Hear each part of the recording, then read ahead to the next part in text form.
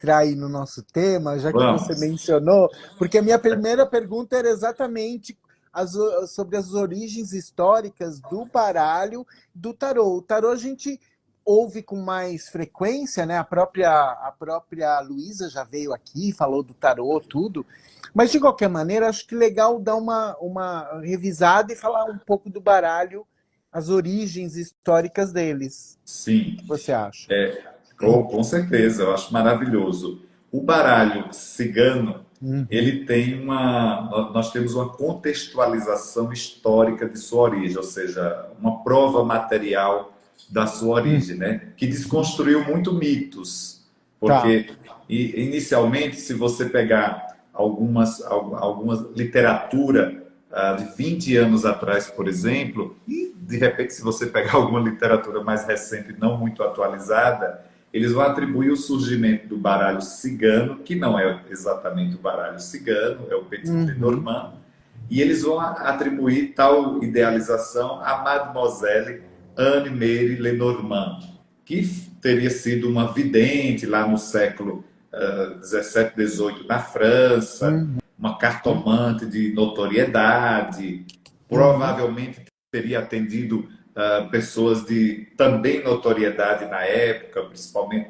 a gente está pensando que França numa estrutura rural e Uhum. urbana, né? Então Uhum. o poder econômico da época, o poder político, ela parece que transitava por esses meios Uhum. e o baralho cigano, portanto, sempre veio com a atribuição de que a Mademoiselle Normand teria então idealizado as figuras, a estrutura do jogo. A história desconstruiu isso completamente, né? Um Uhum. protótipo do baralho foi identificado em um museu Ok. britânico, né? Com relatos, com contextualização histórica que acredita de forma fidedigna a Uhum. idealização do baralho lá na Alemanha pelo então Johann Caspar Rachel, que é um alemão que parece ter idealizado o baralho no sentido muito mais de diversão, Uhum. mais um dos jogos da época, sem muitas Uhum. pretensões oraculares. Mas ele teve, na idealização das figuras, o cuidado de atribuir os naipes do baralho tradicional, ou seja, do que hoje nós utilizamos muito nos jogos de azar, utilizamos muito Uhum. nos jogos de apostas, utilizamos muito nos jogos da cartomancia tradicional. Uhum. Ao fazer isso, né, o baralho, ele, como toda e qualquer estrutura de cartas, ele toma o gosto popular pelo processo Uhum. divinatório. Uhum. No Brasil, para o baralho chegar aqui no Brasil, ele primeiro faz um percurso, portanto, na Europa, na própria Alemanha e Tá. França. A França tem uma influência muito grande. Talvez até a Madame Lenormand, que é o nome dado ao Uhum. baralho, se dá pela influência não só da notoriedade dela, eu penso pela influência da cartomancia francesa da época. Porque, para você ter uma ideia, os naipes, não sei se você consegue ver essa imagem aí. Sim. Sim. Isso aqui é um protótipo do Lenormand, Tá. carta 16 a Tá. estrela. Tá. Repare bem que aqui, olha, nós temos o naipe 6 de copas. Sim. Essa simbologia aqui pertence à cartomancia francesa e não à Tá. cartomancia alemã. A cartomancia alemã, as figuras são nozes, não está relacionado ao coração, Ah. está relacionado a bastão e não a essa dinâmica simbólica. Ou seja, Sim. há uma mudança na configuração. Boa noite, Boa Luísa. noite. Muito bom. Bom é vê-la e escutá-la também, minha querida. E dentro dessa estrutura da cartomancia francesa, Uhum. que é o que chega no Brasil, o Uhum. protótipo do baralho Petit Lenormand, Ok. com a estrutura da cartomancia francesa enquanto naipes, Tá. não enquanto figura que segue o modelo padrão do então jogo da esperança, né?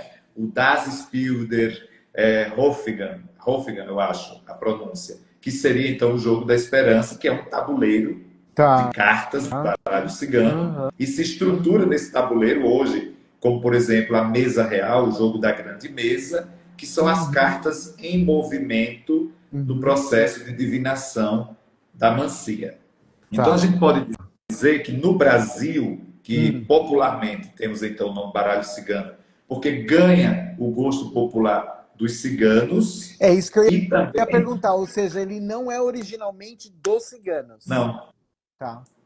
E dos ciganos ele tem a prática. Realmente, talvez ciganos e umbandistas Tá. foram os principais divulgadores do então baralho cigano, que é, em sua origem, Petit Lenormand.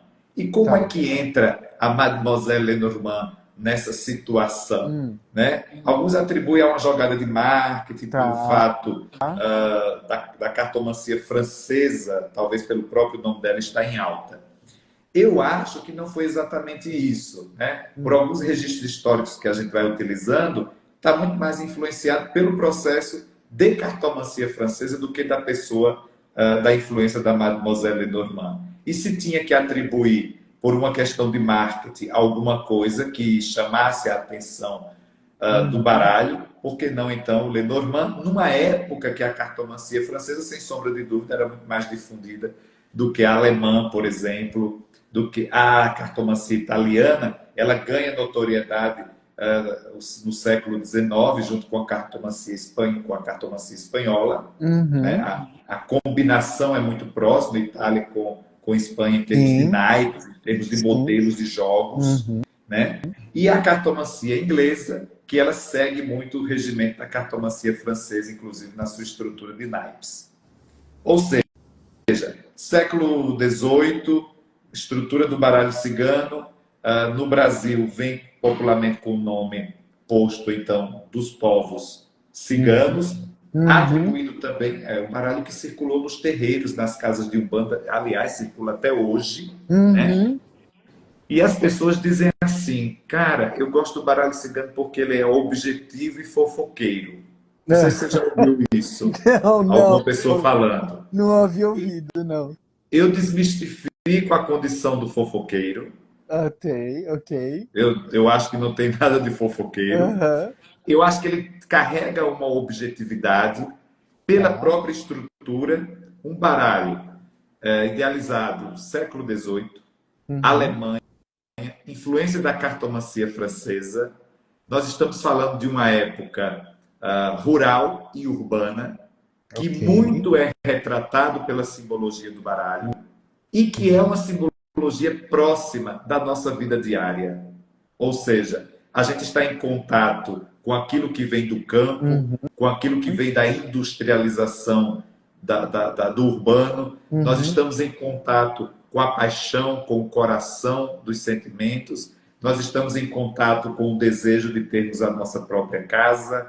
Ou Uhum. seja, a simbologia do baralho é muito voltada àquilo que já faz parte do nosso cotidiano. Nesse aspecto, se objetiva um pouco mais. Tá.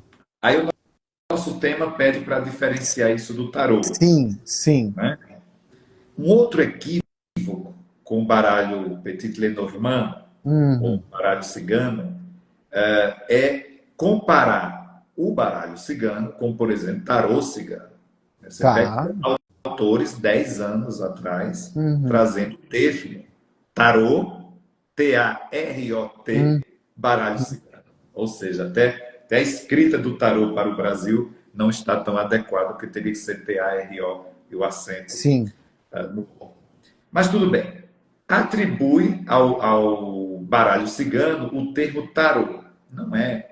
Né? É totalmente equivocado essa comparação. Primeiro, o que é tarô? É um conjunto de cartas Uhum. dividido em dois grupos.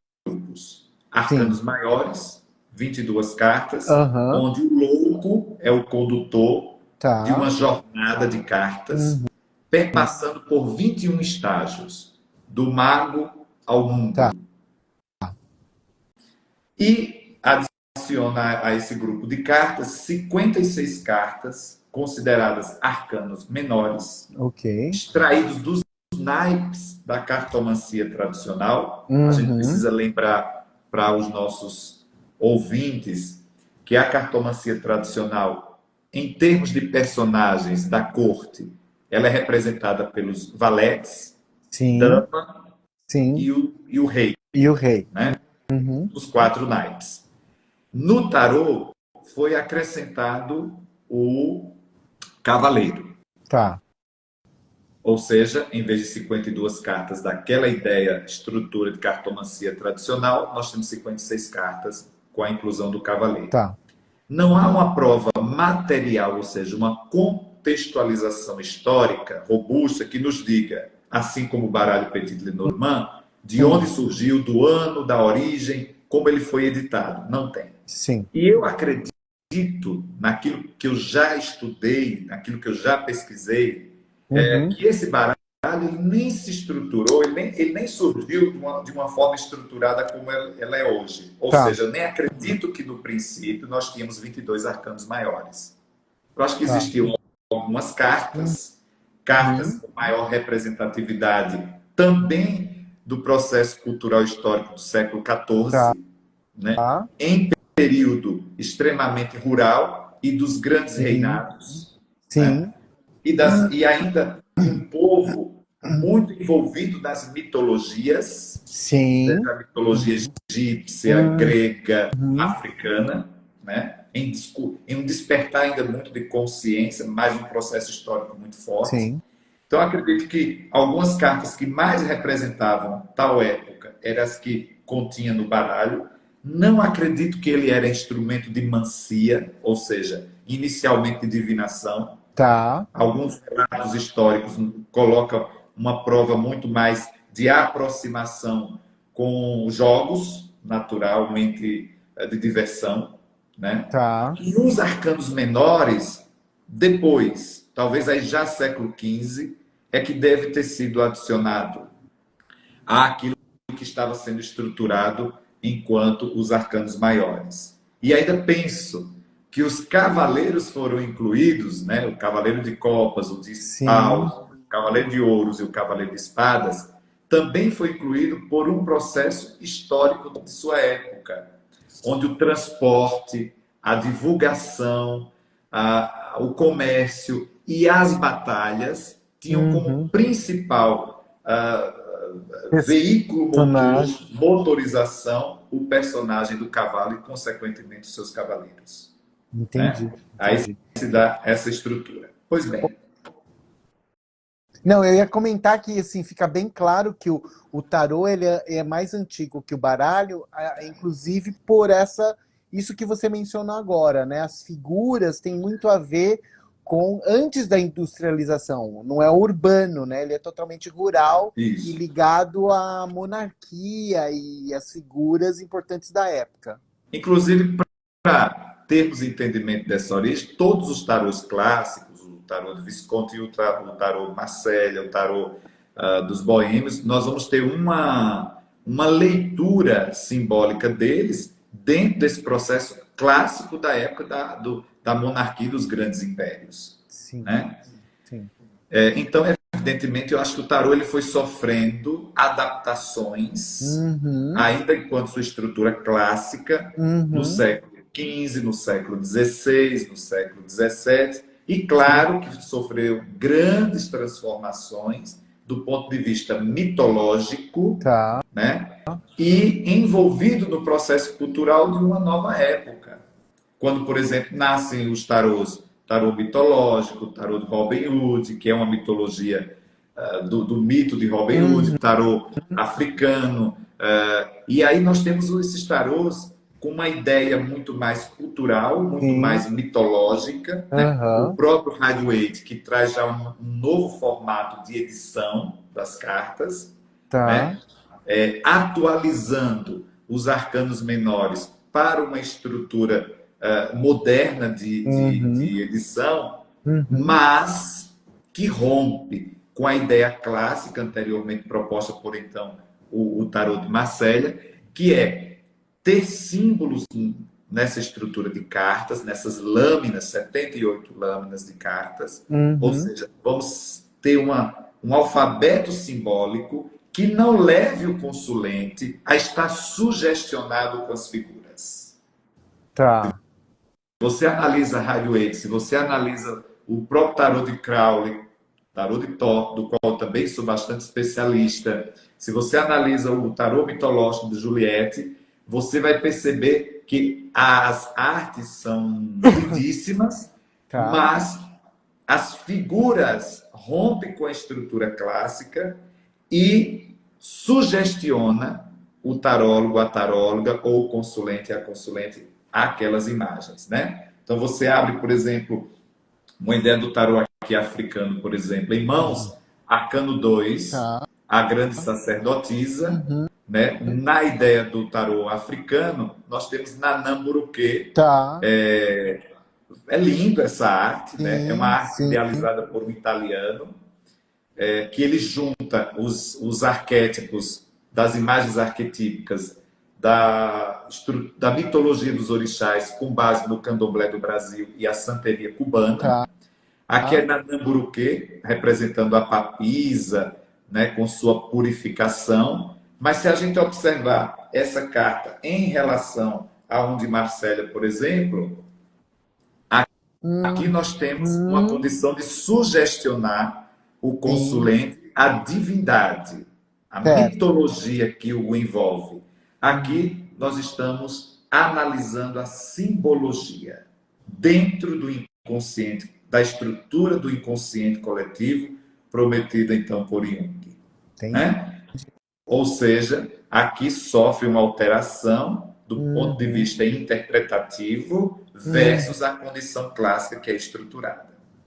Então a diferença ela se dá do tarô com relação ao baralho cigano em toda a sua estrutura, desde a própria contextualização histórica, como eu disse, né, Sim. os registros não nos dá garantia nenhuma de prova material a partir do Uhum. surgimento do tarô, e sim, século já XVI, Uhum. com as reedições do baralho e já dentro de uma estrutura proposta daquela que nós mantemos até hoje.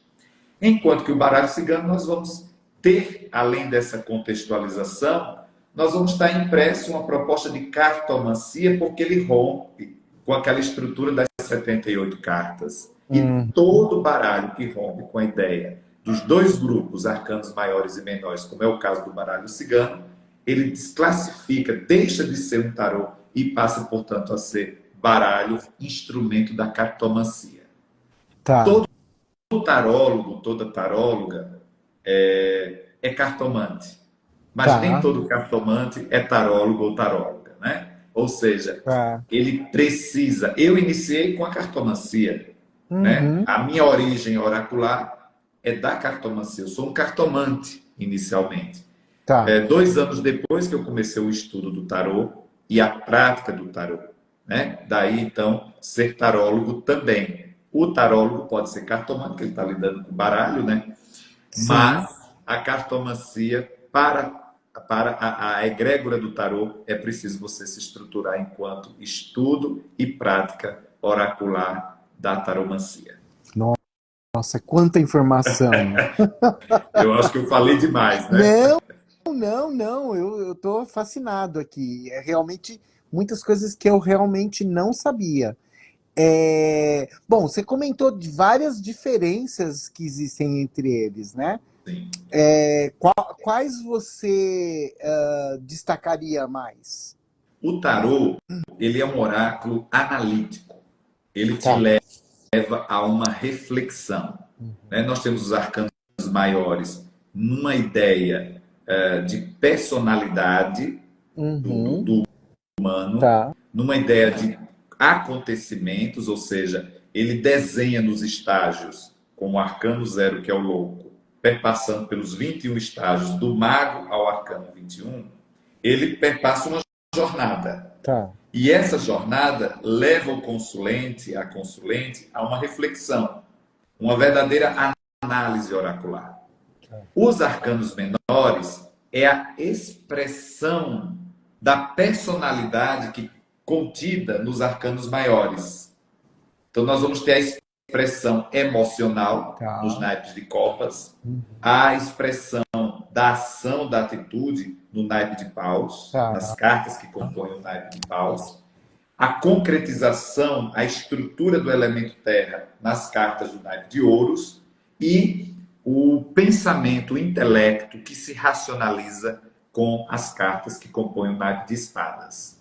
Então, os arcanos menores têm a expressão dos acontecimentos e da personalidade que é mostrada a partir dos arcanos maiores, versus o comportamento que o sujeito, que o humano, vai desenvolvendo ao longo dessa jornada dos 21 estágios. Sim.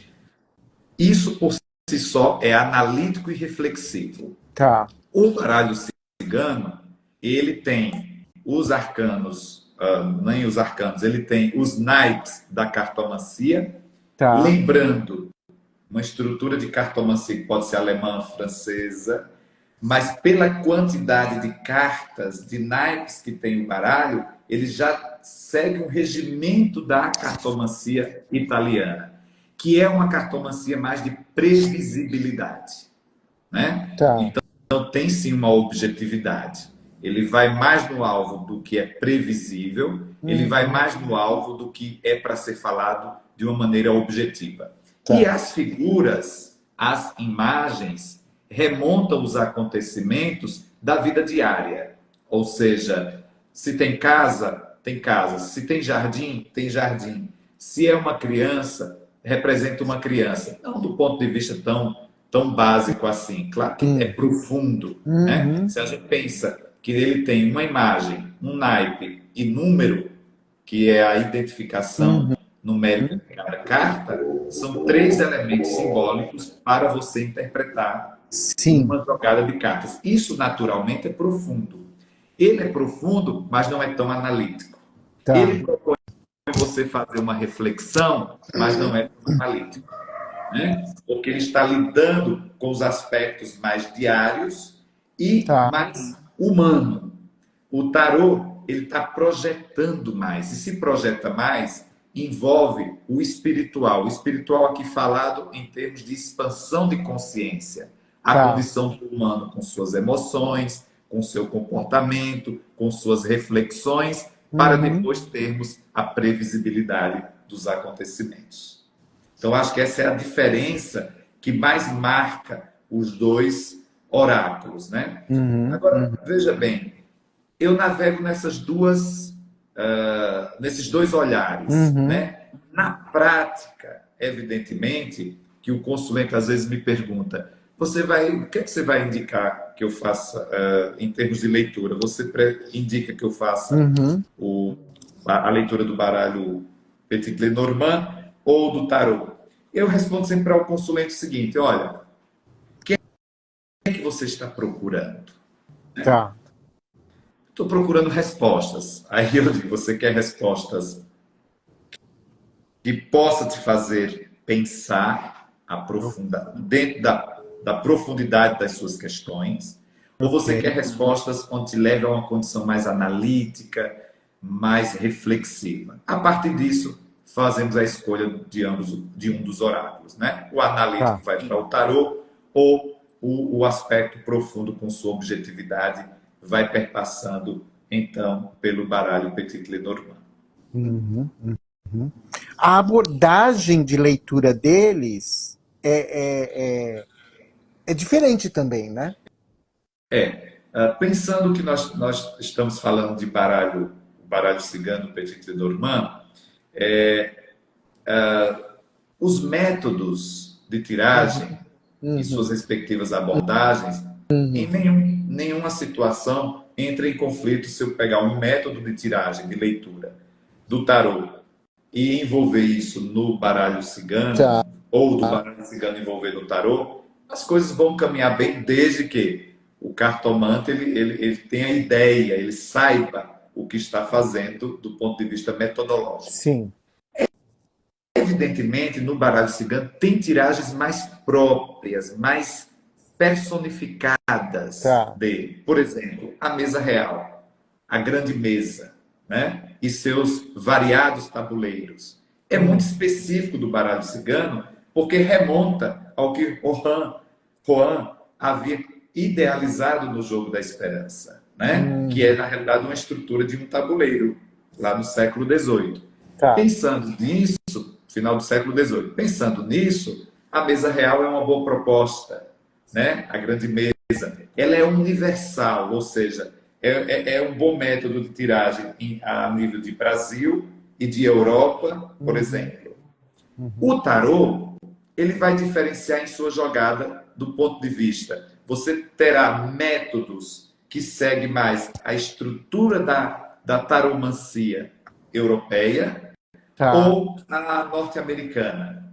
Tem uma diferença, né? Hum, Geralmente, quando você segue uma abordagem de tiragem mais europeia, sempre os arcanos maiores estão sendo jogados numa estrutura que os arcanos menores irão acompanhar, irão dar suporte aos arcanos maiores, ou seja, de fato, serão expressões dos arcanos maiores tá. na figura dos arcanos menores.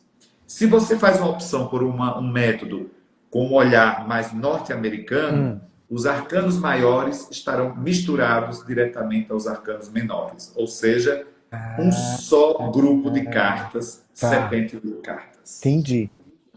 Na versão europeia, os menores eles meio que complementam ou dão detalhes daquilo que o maior, que o arcano maior está passando, da Isso. mensagem. Vamos imaginar que o mago está dizendo que você vai iniciar um novo trabalho, Uhum, se estivermos falando do campo profissional, e que uhum, você vai utilizar muito bem os seus instrumentos de trabalho, porque a sua fase é construtiva, você é uma pessoa certo. dinâmica, criativa, é realizável naquilo que você tem dom e sabe fazer. Escolhe um arcano menor, por exemplo, ele vai dizer, dependendo do naipe, se nessa proposta iniciática do teu trabalho com o mago, se você vai estar mais emocional, naipe de copas. Se você vai estar mais proativo, alguma carta do naipe de paus. Se você vai estar pensando mais em estudo ou dinheiro, carta do naipe de ouros. Ou se você vai estar utilizando o intelecto, o pensamento para racionalizar a estrutura do mago, virá uma carta de espadas, por exemplo. Quando você Entendi. parte para o modelo norte-americano, eles passam a ter o mesmo grupo, a mesma condição no jogo. Os arcanos maiores passam a ter as mesmas condições dos menores e vice-versa. Tem o mesmo Uhum, valor entendi. interpretativo. Uhum, Ganha-se, inclusive, aí até uma certa objetividade enquanto respostas.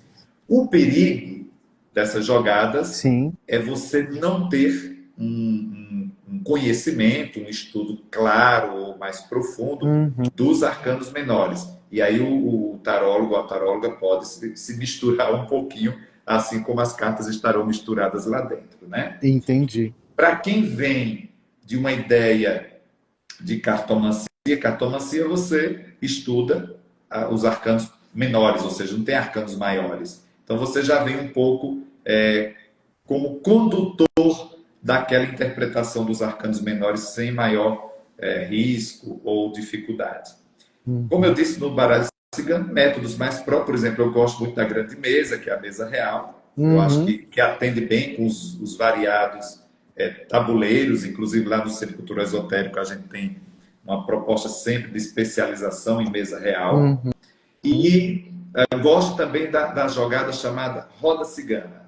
Tá. O nome se dá exatamente porque é a criatividade do brasileiro, né? Indiscutivelmente. Baralho cigano, Sim, roda roda cigana. cigana. Né? E é um método gostoso porque você faz as cartas, você monta ela da forma de uma espiral e você meio que vai Uhum, interagindo com o consulente nessa tiragem. uhum.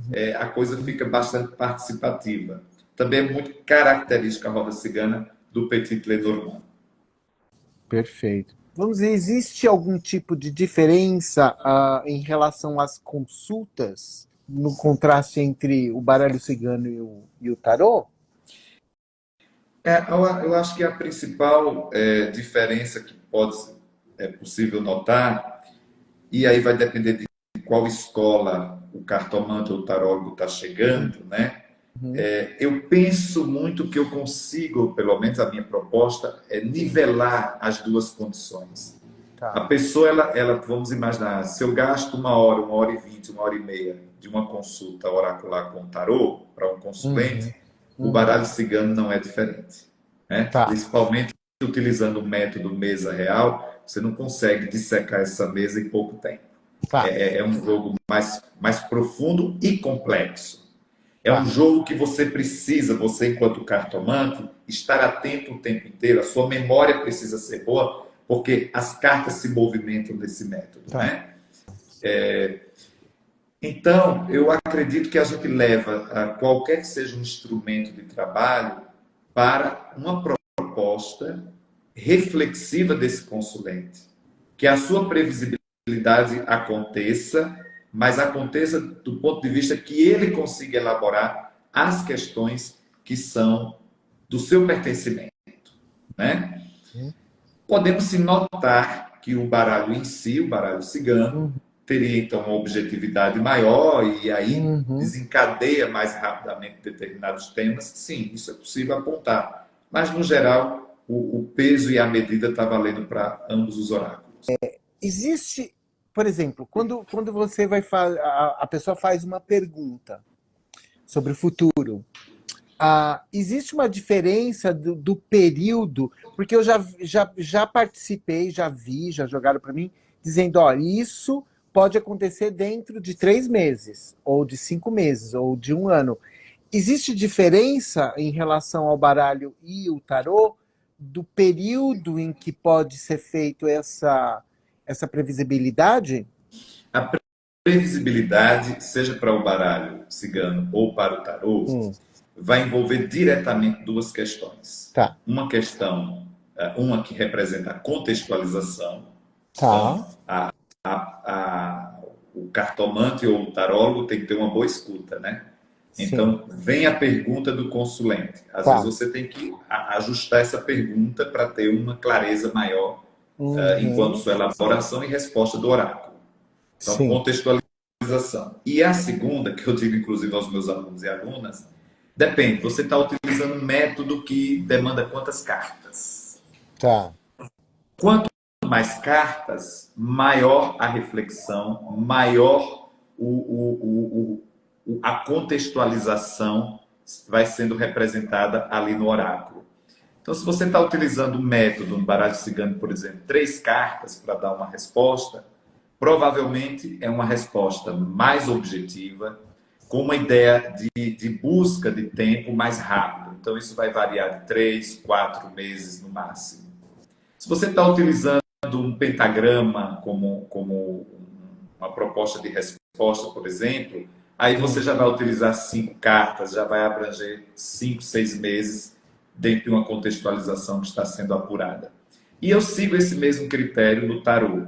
Embora que também no tarô eu valorizo as numerações dos arcanos menores, que me Tá. ajuda a encontrar o tempo, como a numeração dos arcanos menores.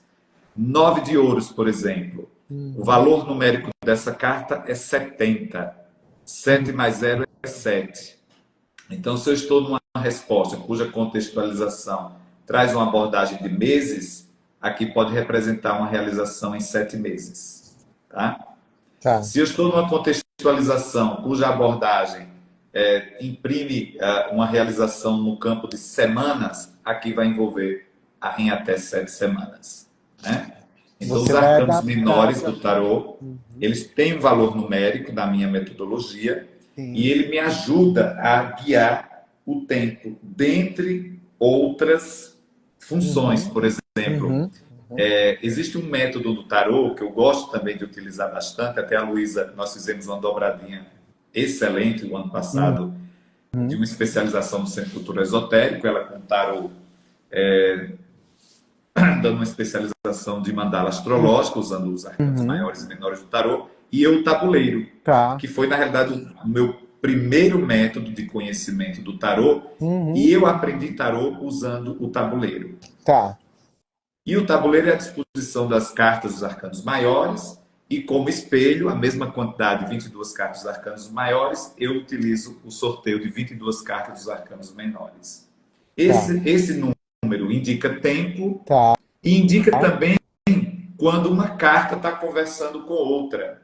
Ou seja, 70, 7 mais 0 é 7. Você procura a casa 7 do tabuleiro, ou a carta número 7, que é a carruagem, e elas estão, então, conversando, estão interagindo dentro daquela metodologia de tiragem.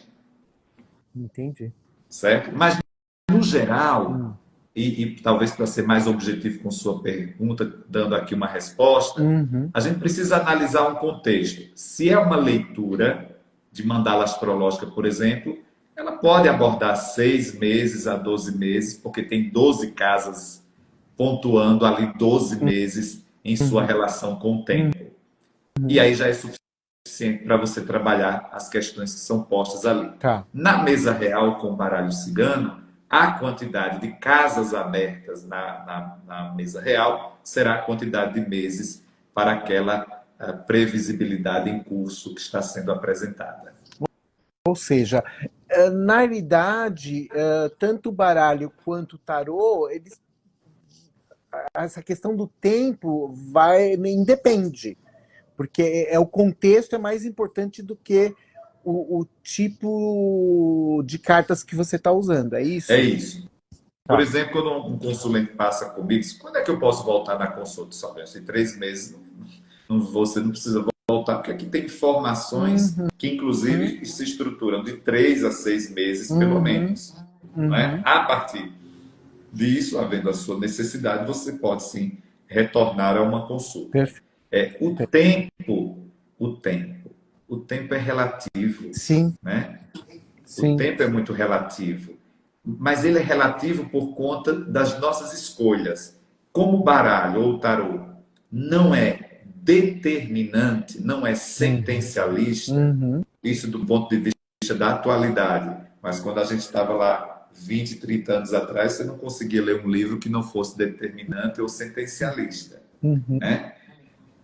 Já que a gente entende que a condição do humano envolve também a sua livre escolha, sim, então esse tempo passa a ser relativo. Então a gente faz uma projeção. Mesmo que o oráculo esteja pontuando 6 meses para uma relação, por que não utilizar em até 6 meses? Para mostrar que isso vai ser conduzido, isso vai ser direcionado pelo consulente que tem vida própria e, naquela análise oracular, está saindo com bastante informação, reflexão e análise das questões que deseja enfrentar e conduzir na sua jornada de vida. Estudar. Se você for estudar o baralho Petit Lenormand, o baralho cigano, é importante conhecer a origem. É importante conhecer a contextualização histórica. É importante você saber que em cada lugar do mundo existe um oráculo funcionando, o Petit Lenormand, mas com peculiaridades daquele lugar, daquela região. Certo? E por que, Roberval, você enfatiza isso? Porque nós atendemos pessoas de várias partes do mundo, principalmente com o advento aí da tecnologia. Então você precisa saber o que é que você vai falar para o cara que mora na Itália, para a pessoa que mora na França, para a pessoa que mora na Noruega. E para saber falar, você tem que entender a estrutura de funcionamento da cartomancia desses lugares, porque a cartomancia de cada região é a representação simbólica de como esse povo funciona, não é? Então você precisa ter esse conhecimento. Energia do lugar, né? Energia do lugar. Isso, para você, inclusive, conduzir uma boa interpretação. Segundo aspecto, você interpreta a simbologia das cartas, seja do baralho cigano, seja do tarô. Você não faz o significado. É a interpretação do significado, da simbologia das cartas. Ou seja, uma vez estruturada a base de funcionamento do jogo versus a simbologia, tem uma estrutura, tem uma base lógica para funcionar. Você interpreta. E você interpreta com a sua história de vida, com a simbologia e com a história de vida que está sendo apresentada do seu consulente. Ou Perfeito. seja, você não é determinante do destino de absolutamente ninguém. Mas você poderá ser um bom orientador, uma pessoa que acolhe o outro, uma pessoa que tem a sensibilidade e a empatia com o outro, que Perfeito. está procurando em você as orientações. O estudo do baralho cigano, Petit Lenormand, e da numerologia ou outros oráculos deve sim respaldar em pessoas que têm a ética e um compromisso teórico e prático no ensino-aprendizado. E isso lá no Centro Cultural Esotérico nós temos para oferecer, né?